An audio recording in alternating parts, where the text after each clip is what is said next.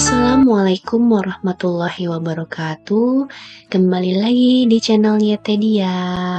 Gimana teman-teman? Sehat semua kan ya? Amin. Mudah-mudahan sehat semua ya. Nah, di video kali ini saya mau sedikit sharing ya terkait dengan pelaporan SPT tahunan orang pribadi. Nah, apa tuh yang kita mau bahas hari ini? Yaitu cara lapor SPT tahunan orang pribadi dengan 1721A1-nya lebih bayar. Nah lo, gimana? Bingung nggak? Karena efek ini ada ya yang bukti potongnya itu menjadi lebih bayar gitu ya. Nah, langsung saja kita bahas. Nah, ini adalah dasar hukumnya ya di PMK 168 tahun 2023 di pasal 21 ayat 1. Di situ disebutkan dalam hal jumlah PPh 21 yang telah dipotong pada masa pajak selain masa pajak terakhir dalam tahun pajak yang bersangkutan lebih besar daripada PPh 21 yang terutang selama 1 tahun pajak atau bagian tahun pajak, kelebihan PPh 21 yang telah dipotong tersebut wajib dikembalikan pemotong pajak kepada pegawai tetap dan pensiunan yang bersangkutan, beserta dengan pemberian bukti potong PPh 21. Nah, paling lambat akhir bulan berikutnya setelah masa pajak terakhir. Nah, teman-teman gimana? Paham ya dengan PMK 168 tahun 2023 ini, khususnya pasal 21 ayat 1. Nah, jadi teman-teman, yang PPh 21-nya ini ternyata lebih bayar dipotong, nah itu akan dikembalikan pemotong pajak. Di sini berarti perusahaan teman-teman bekerja gitu ya. Nah, itu dikembalikan. Nah, gimana kalau yang ditanggung? Berarti kalau ditanggung PPh-nya itu teman-teman tidak perlu dikembalikan gitu ya, karena kan nanti PPh-nya ini yang lebih bayar akan bisa menjadi pengurang gitu ya untuk masa pajak berikutnya. Nah, langsung saja ya teman-teman, bagaimana sih cara isi SPT tahunannya dengan 1721A1-nya lebih bayar. Nah, ini saya ada contoh ya bukti potongnya di mana ini lebih bayar.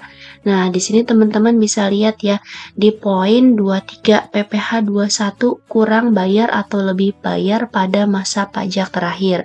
Nah, di sini contohnya adalah lebih bayar 725.000. Nah, gimana nih teman-teman lapornya? Langsung saja ya, kita isi SPT-nya. Nah, ini masih menggunakan DJP online ya, kita login dulu dengan NPWP 16 digitnya. Nah, verifikasinya teman-teman pilih ya, mau masuk lewat mana. Nah, ini misalnya saya pilih melalui email. Nah, cek email ya teman-teman. Setelah cek email, nanti masukkan kode verifikasinya.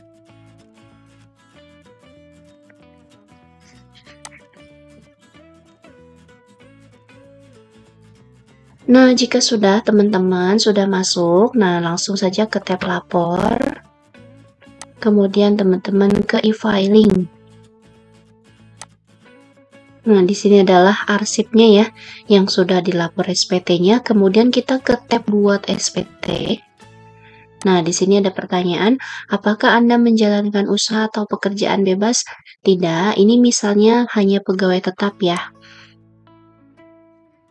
Kemudian, apakah seorang suami atau istri menjalankan kewajiban perpajakan terpisah ataupun pisah harta? Tidak. Apakah penghasilan bruto yang diterima selama setahun kurang dari 60 juta? Tidak. Kemudian, Anda dapat menggunakan formulir 1770S, pilihlah form yang akan digunakan. Nah, ini saya pilih dengan panduan ya. Nah, kemudian SPT 1770S dengan panduan, kita klik di sini. Nah, ini pilih tahun pajaknya 2024 misalnya, statusnya adalah normal, pembetulan nol dan juga selanjutnya. Kemudian daftar pemotongan atau pemungutan PPh oleh pihak lain dan PPh yang ditanggung pemerintah. Nah, di sini poin pentingnya ya, teman-teman isikan ya daftar bukti potongnya ataupun 1721A1 yang sudah didapat. Kemudian di sini klik tambah.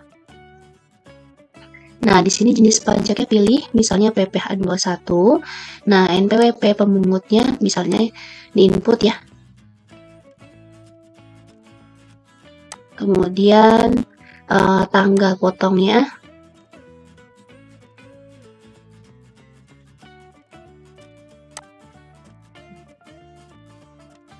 Misalnya 31 Desember 2024. Nah, jumlah PPh yang dipotong ataupun dipungut. Nah, ini adalah yang paling penting nih. Jadi teman-teman kalau lihat bukti potong yang tadi, ini akan masukkan yang mana? Yang dipotongkah atau yang terutang?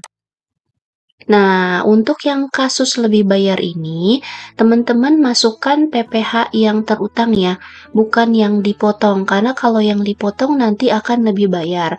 Nah, ini kan lebih bayar ini jika teman-teman lebih bayar dan sudah dipotong sama perusahaan, ini akan dikembalikan gitu ya.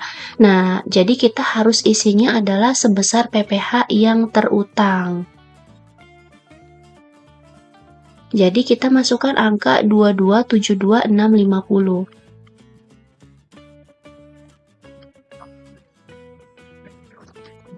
Nah, ini kita simpan.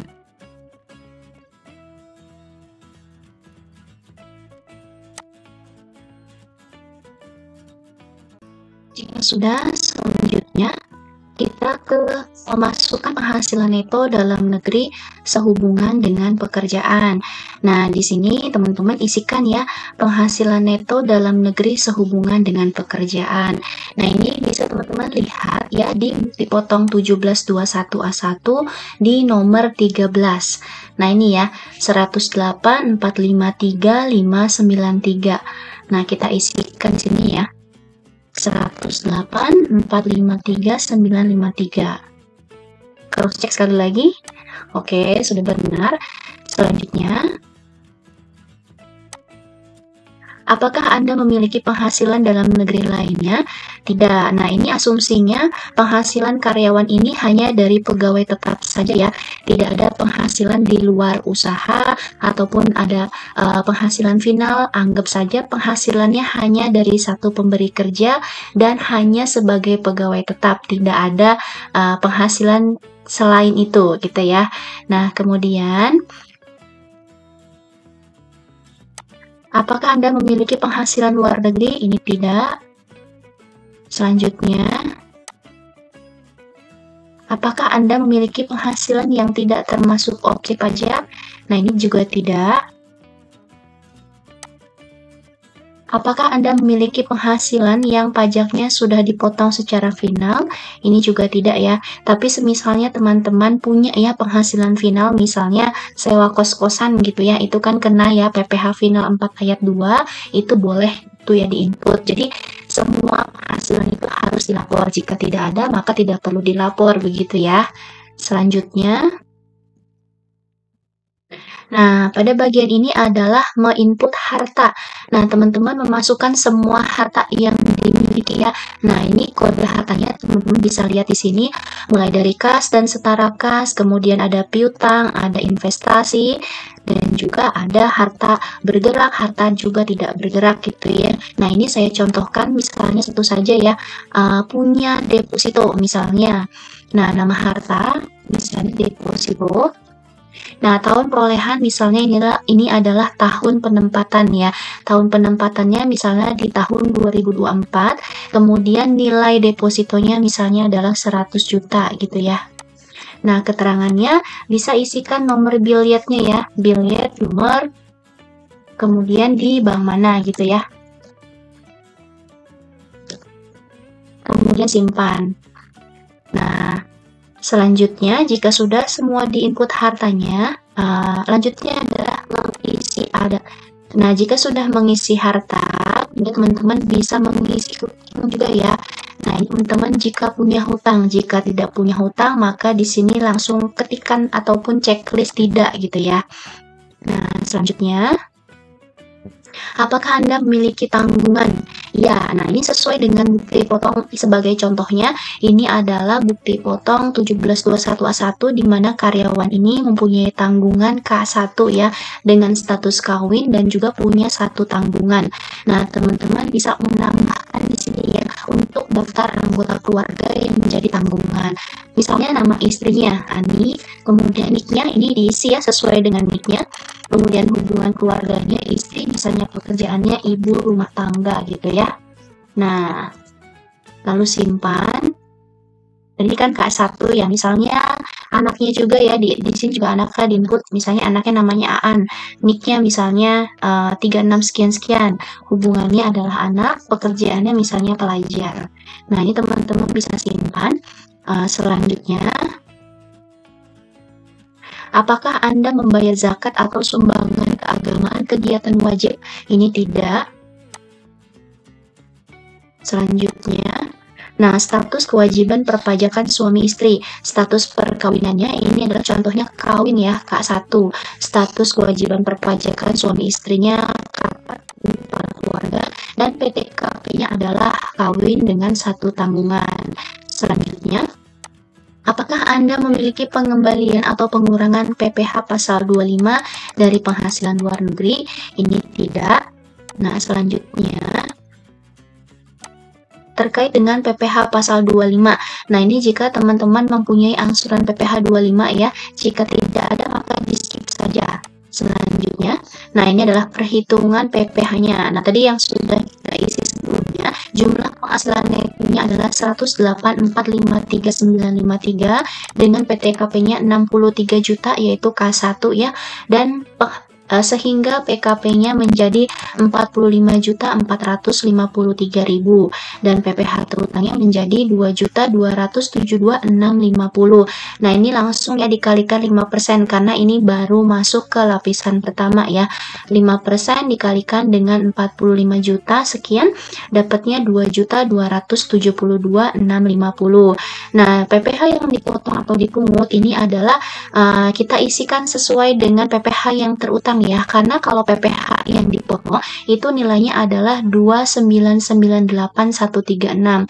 Jadi nanti akan menjadi lebih bayar di pelaporannya. Tapi karena ini sebetulnya di masa Desember ini jika lebih bayar dan pajaknya itu akan dikembalikan oleh pemberi kerja gitu ya.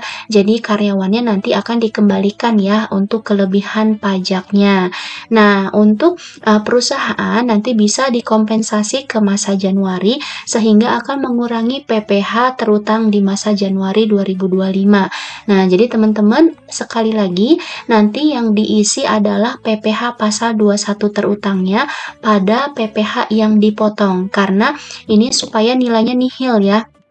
Dan memang secara perhitungan ataupun secara pembayaran itu ke karyawan yang dipotong itu akan dikembalikan oleh pemberi kerja. Jadi paham ya teman-teman, jadi yang kita isi yang dipotong ataupun dipungut senilai PPh yang terutang. Nah, ini nihil ya jadinya. Kemudian selanjutnya proses kurang atau lebih bayar, selanjutnya adalah kotak pernyataan bahwa yang diisi ini adalah benar, lengkap, dan juga jelas. Nah, mudah ya teman-teman. Nah, itu saja yang bisa disampaikan. Apabila teman-teman ada yang masih bingung atau ingin ditanyakan, silahkan komentar saja. Apabila ada yang ingin request juga ya, teh tutorial ini gitu ya, silahkan saja di komentar. Insya Allah jika sempat saya akan buatkan tutornya. Terima kasih teman-teman yang sudah mendukung channel ini. Wassalamualaikum warahmatullahi wabarakatuh.